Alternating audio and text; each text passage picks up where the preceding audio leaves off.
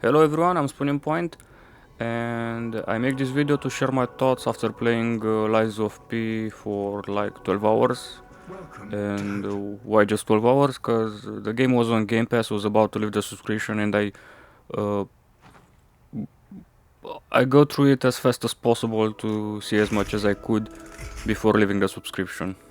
Because I was not really interested in buying the game, and I said, hey, a longer demo for me.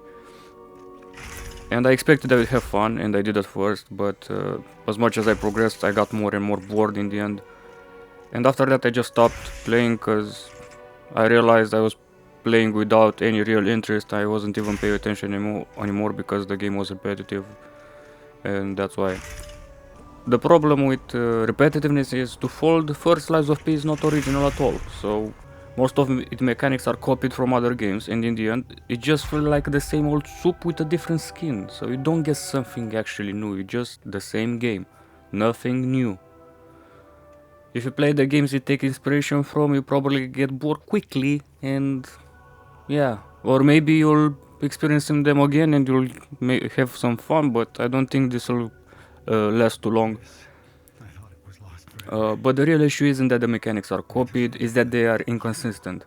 The combat isn't all that interesting, and what you do is just kill enemies standing in your way to the boss, and then you repeat that over and over again. I didn't finish the game, but I tried to progress as fast as possible to see as much as I could, and I was completely done with.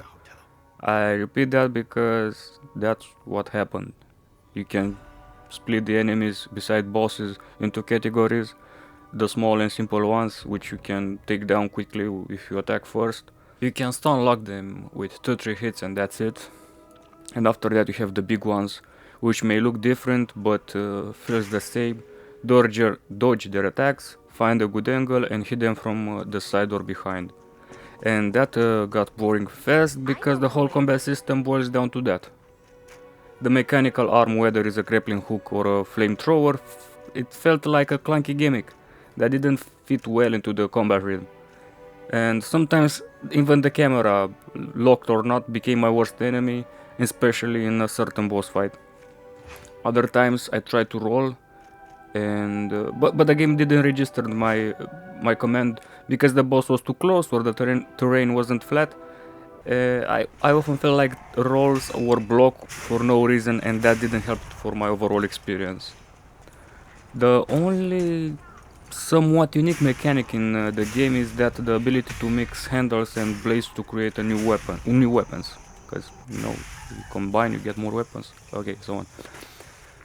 But even that doesn't change the gameplay much, and some combinations are so uninspired that you don't even feel like trying them.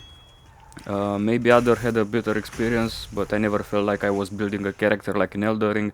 I didn't have the agility and speed of Sekiro. Oh, and the world wasn't nearly as interesting as in Bloodborne. Games that Lies of P borrows heavily from, and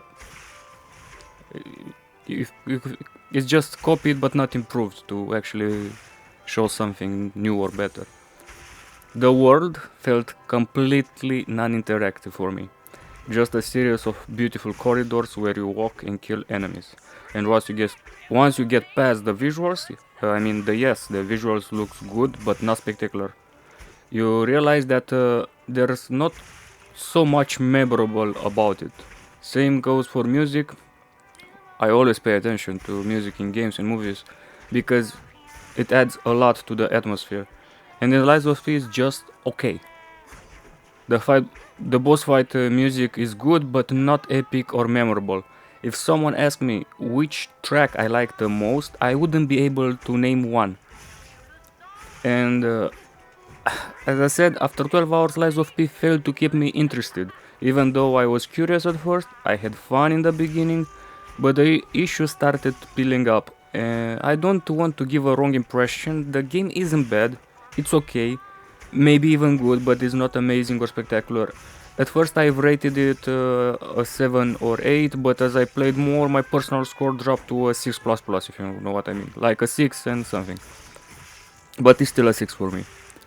Even though I'm not exactly a Souls-like fan, I played Elden Ring for around 80 hours, and it was so much better, a much better experience, and that's it. I wish Lies of P did more with the world. The choices to lie or tell truth felt like pointless. I wouldn't. I would have been more interested if P had a personality, a voice actor, something to make him stand out from the silent protagonist of a Dark Souls game. The story is just go there, kill that, come back for the next target. This is how I felt. And one thing that really frustrated me, you can see that P is incredibly strong puppet, capable of punching through a metal gate. Cool, right? But where that strength in combat? Where is it? At least in cutscenes, he could have been more spectacular. Um, yeah, and that's it, guys. This video isn't a review. I didn't talk exactly about everything. It was just my first thoughts, my personal opinion. Even though I mentioned ratings, if you are a fan of the genre, this might be an 8 for you. As for me, even I know about the announced DLC, which I'm not interested after playing the main game.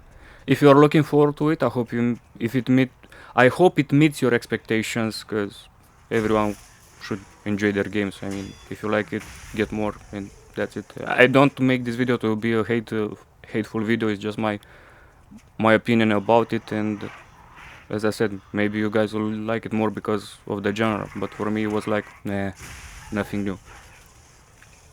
And I love to hear your thoughts in the comments, what you like about Lies of P, what you didn't, or what did you expected and maybe you got disappointed as I did. Thanks for listening, guys. If you'd be so kind to drop a like and subscribe, it will really help me to grow my channel.